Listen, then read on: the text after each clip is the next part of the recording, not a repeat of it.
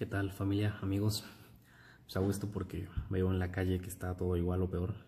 La gente sigue saliendo y me da esa percepción de que la gente cree en la calle que las cosas van mejor en México, que no hay tantos casos como se esperaría y que todos tienen como esa sensación de que realmente las cosas van muy bien. Y bueno, pues la realidad es otra, ¿no? Y la principal razón por la que yo hago este video es porque, bueno, quien se está partiendo la madre allá afuera en los hospitales, ahora sí son los médicos, son las enfermeras, son los pasantes, los internos, las personas de intendencia, la parte administrativa de los hospitales, son quienes están justamente en el frente de batalla ahora sí. Y a los médicos generales yo creo que lo que nos toca es justamente lo que hace un médico de primer nivel, darle información oportuna para la prevención y nada más. Eso es lo que nos toca. Y yo lo hago pues por la gente que me importa, mis amigos, mi familia, y pues a la gente que les sirva, pues bienvenida, ¿no? Claro que sí. Bueno, hemos visto estos días mucho en redes cómo le hacen sátira, ¿no? Burla, porque en México no hay coronavirus, hay neumonía típica. Bueno, ¿por qué es esto? Vamos a hablar de eso. Bueno, vamos a empezar por definir qué es una neumonía, ¿no? Una neumonía pues va a ser la infección de las vías respiratorias bajas, de los pulmones, de los alvéolos, de los bronquiolos, de los bronquios. Y esto pues nos va a dar un patrón radiográfico, nos va a dar fiebre y todo, ¿no? Es como la triada clásica. Hace muchos años se conocía el curso de la enfermedad, se conocía cómo funcionaba una neumonía típica, y al momento que se empezó a salir al momento que hubo una neumonía que se salió de esos parámetros, bueno, se le clasificó como una neumonía atípica, ¿no?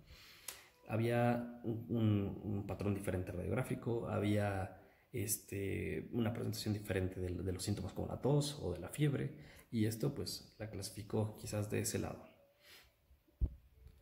Entonces pues tenemos el grupo de las neumonías atípicas, ¿no? Legionela, Chlamydia pneumoniae, Mycoplasma, y bueno, también las virales, que, pues, como el coronavirus, y más comúnmente pues la que conocemos como influenza, ¿no? Todo eso nos puede dar neumonías atípicas. En este caso, pues el coronavirus, siendo una neumonía típica, nos produce un síndrome respiratorio agudo grave, que es el conocidísimo SARS, que bueno, eso nos va a llevar quizás a un porcentaje de la población a requerir de un ventilador, ¿no? Ese es el problema. Entonces, ¿qué es lo que está pasando? ¿Por qué se le está diagnosticando así? Como neumonía típica al coronavirus. ¿Eso es bueno o es malo? Bueno, pues depende de qué preguntas, ¿no? Es bueno en el sentido en que se utiliza el recurso para el tratamiento va a ser el mismo. No es nada nuevo en el servicio desde que yo recuerdo. También se nos decía que nosotros no podíamos diagnosticar cosas sin un laboratorio, ¿no? Sin una muestra, pese a que fueran infecciones, por ejemplo, clínicas, ¿no? Por ejemplo, una faringoamigdalitis streptocócica, pues están los criterios de Centor, se puede hacer el diagnóstico clínico y dar tratamiento incluso.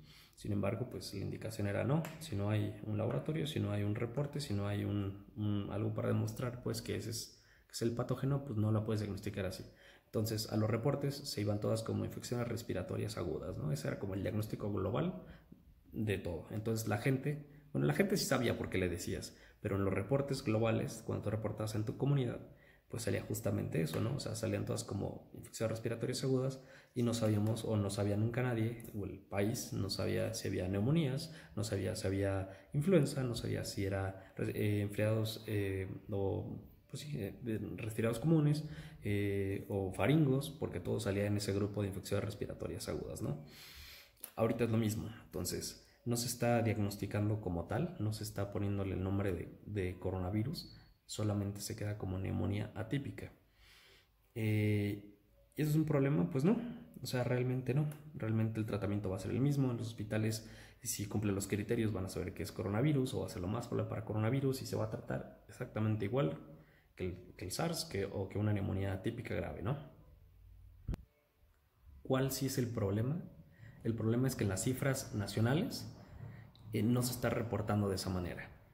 ¿Y en qué repercute eso? Que al momento, por ejemplo, de que la OMS nos clasifica como primera fase, segunda fase, no estamos bien clasificados, porque realmente el número de casos, que es con lo que nos clasifican, no va a ser consistente con el número real de casos que haya.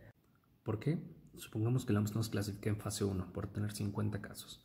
Sin embargo, ¿cómo vamos a saber si no están haciendo las pruebas? ¿Cómo vamos a saber realmente cuántos están contagiados? O supongamos nos clasifican en fase 2 por 300 casos. Y realmente, ¿cómo pudiéramos saber si no tenemos el triple o 5 veces más por las mismas características de la enfermedad? Entonces, nunca vamos a saber realmente cuántos casos hubo o hay de la enfermedad. Entonces, no es un problema para el tratamiento, es un problema quizás porque en los reportes, para la información que se le brinda a la población, no es la más veraz. ¿Y eso qué hace? Pues que la gente tome confianza y crea realmente que México está muy bien, cuando realmente no lo sabemos, porque quienes lo saben, pues están en los hospitales tratando a los pacientes. Y los demás nos quedamos quizás con la idea de que hay determinados casos de coronavirus en México, menos de los que realmente puede haber o debería haber, como ha funcionado más o menos en los demás países, ¿no? Haciendo una estimación aproximada de cómo debería comportarse la enfermedad en nuestra población. Así que, pues ya, para concluir nada más, el manejo es el mismo, hay que quedarse en casa, eso va a prevenir todo. Y justamente, si se tiene también la enfermedad, hay que quedarse también en casa. Eso es muy importante. La gran mayoría de los que presenten la enfermedad va a cursar con síntomas leves y todavía un porcentaje de ellos van a cursar con la enfermedad incluso inadvertida, es decir, no se van a dar cuenta de que tuvieron la enfermedad. ¿Qué pasa si hay síntomas graves? Bueno, no hay que ir al hospital de inmediato, hay que igual estar en casa, estar aislados y dar aviso a las autoridades para que les indiquen o se informe qué hacer. De esta manera, supongamos que yo estoy contagiado, tengo síntomas graves, si llego ahorita al hospital, hablo con la administrativa que está en urgencias. Ya hubo un posible contagio a ella o a las demás personas que están rodeadas, a los demás pacientes en la sala de espera. Y adentro en urgencias, mientras estoy en la camilla y llega el especialista, quizás ya contagia a más personas.